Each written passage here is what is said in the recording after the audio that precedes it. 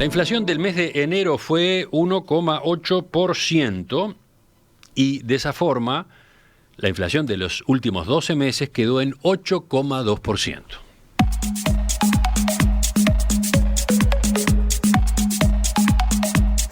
A la luz de las cifras que dio a conocer ayer el Instituto Nacional de Estadística, les propongo que analicemos la evolución reciente de los precios al consumo en nuestro país y también avancemos perspectivas de la inflación para los próximos meses.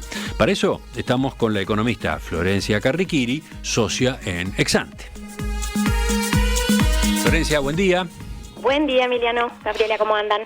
Muy bien. Bueno, vamos a zambullirnos en este reporte de ayer. Yo recién adelantaba, el registro de enero dejó la inflación anual, la inflación de 12 meses, en 8,2%, lo que implicó una suba leve respecto al cierre del año 2021. ¿Cómo vieron estos números? ¿Este primer dato del año estuvo en línea con lo que ustedes estimaban? Sí, a ver, la suba del IPC de 1,8% en enero estuvo realmente muy en línea con lo que teníamos estimado. Fue apenas mayor también a lo que marcaba la mediana de la encuesta de expectativas del Banco Central, que estaba en 1,7%, con lo cual no hubo grandes sorpresas en el registro del primer mes del año. Como mencionás, estábamos esperando en general un nuevo incremento de la inflación anual, por lo tanto, porque en enero del 2021 habíamos visto descensos importantes en algunos precios, sobre todo en algunos rubros transables, y eso había dejado una inflación mensual de solo 1,6% allá en enero del 2021, que es un registro muy bajo, sobre todo cuando uno mira los eneros de los últimos 7, 8 años, ¿no? Bien. ¿Y qué sucedió al interior del IPC?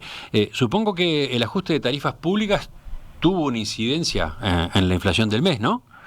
Sí, a ver, eso suele suceder en enero. Los precios administrados tuvieron una incidencia importante en la inflación mensual, porque en este mes suceden dos cosas. Se revierte el programa UTE Premia, que en diciembre había supuesto una baja del 15% del precio de la electricidad, y entran en vigor los ajustes tarifarios y de algunos otros precios administrados, como la cuota mutual, por ejemplo. En los hechos, los aumentos registrados este año a nivel de tarifas públicas fueron menores a los del año pasado, y por eso los precios administrados subieron en promedio 5,9% en enero de este año, frente a un aumento de más de 7% en enero del 2021, pero bueno, de todas maneras, ese incremento de casi 6% en los precios administrados explicó más de la mitad de la inflación del mes. Un punto entero de la inflación de enero obedeció a los precios administrados. Y por otro lado, también vimos una inflación importante en frutas y verduras, que habían registrado una baja de precios muy fuerte a lo largo de todo 2021, y comenzaron 2022 con una suba significativa de más de 6% en el promedio del mes. Eso explicó otras 2 décimas de la inflación de enero. Con lo cual, Emiliano, entre ambos componentes, precios administrados y frutas y verduras, tenemos casi 1,25 de los 1,8 puntos de inflación del mes.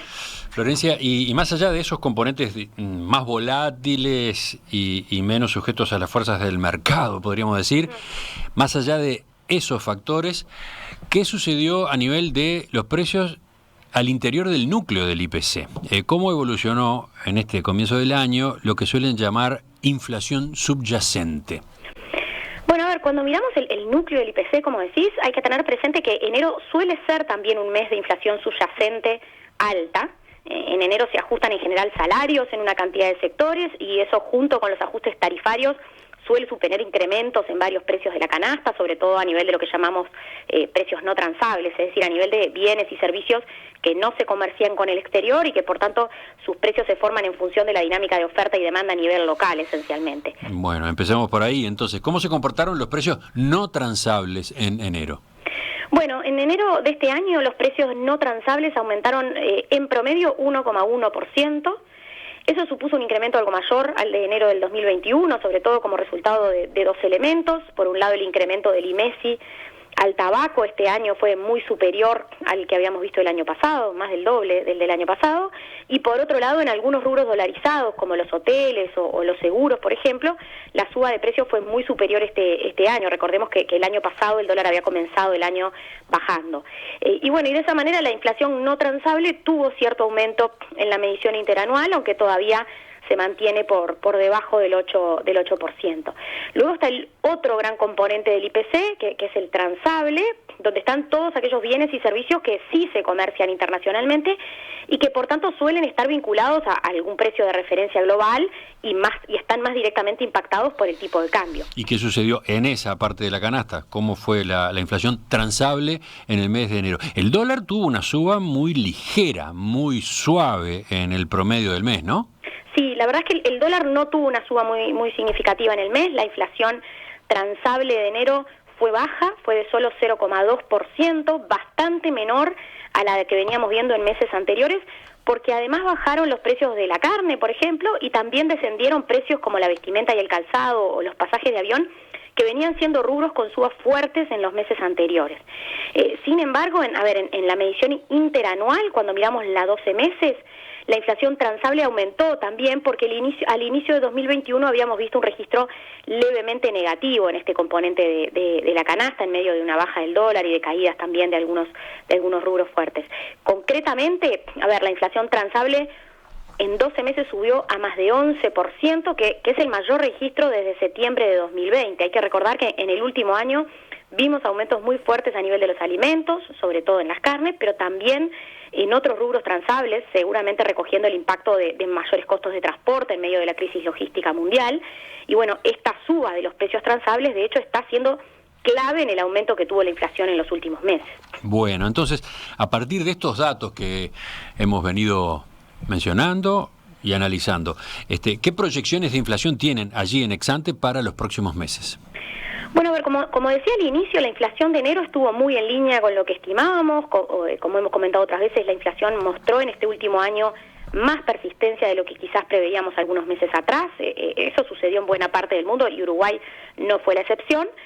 Nuestros modelos proyectan que la inflación va a permanecer por algunos meses más en el eje del 8%, pero seguimos esperando que luego tienda a moderarse en la última parte del año hacia niveles entre el 6,5% y el 7%. Esos niveles todavía igualmente la dejarían por arriba del rango objetivo del Banco Central, porque a partir de septiembre de este año el rango pasa a ser del 3 al 6%, bajan un punto el techo del rango objetivo. ¿En qué se basan para ese pronóstico de caída, de baja de la inflación en el transcurso de este año 2022? La suba de tasas, esas que está llevando adelante el Banco Central, ¿la suba de tasas incide en esa estimación que ustedes hacen?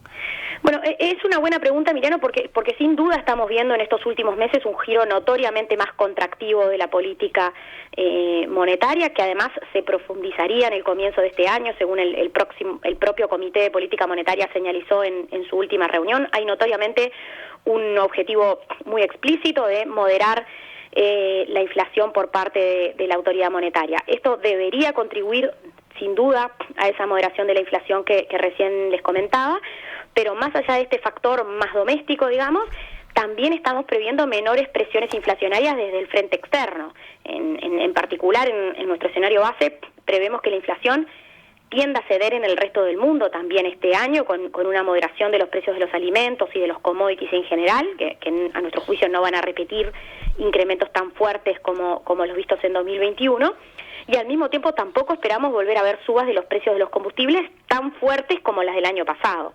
A ver, algunos días atrás se anunció un nuevo ajuste de precios de los combustibles. A nuestro juicio, salvo que bajen mucho los precios del petróleo en el mundo, deberíamos ver alguna suba adicional en lo que resta de este año, pero en cualquier caso estamos suponiendo incrementos para 2022 muy menores, como decía antes, a los que vimos en 2021 cuando los precios de los combustibles subieron más de 25%, ¿no? Entonces, esta combinación de factores es lo que a nuestro juicio debería permitir una baja de la inflación en el transcurso de 2022, sobre todo sobre el último trimestre, aunque, como decía antes, no sería suficiente a nuestro juicio para poner a la inflación dentro del rango objetivo. La inflación, que en enero fue 1,8 y dejó la medición de 12 meses en 8,2%. Ese era el tema del análisis económico hoy. Estábamos con la economista Florencia Carriquiri, socia en Exante. Florencia, gracias. Que tengas un buen fin de semana. Saludos a todos por allí. Nos reencontramos en la próxima con otros temas. Gracias a ustedes y buen fin de semana también por ahí.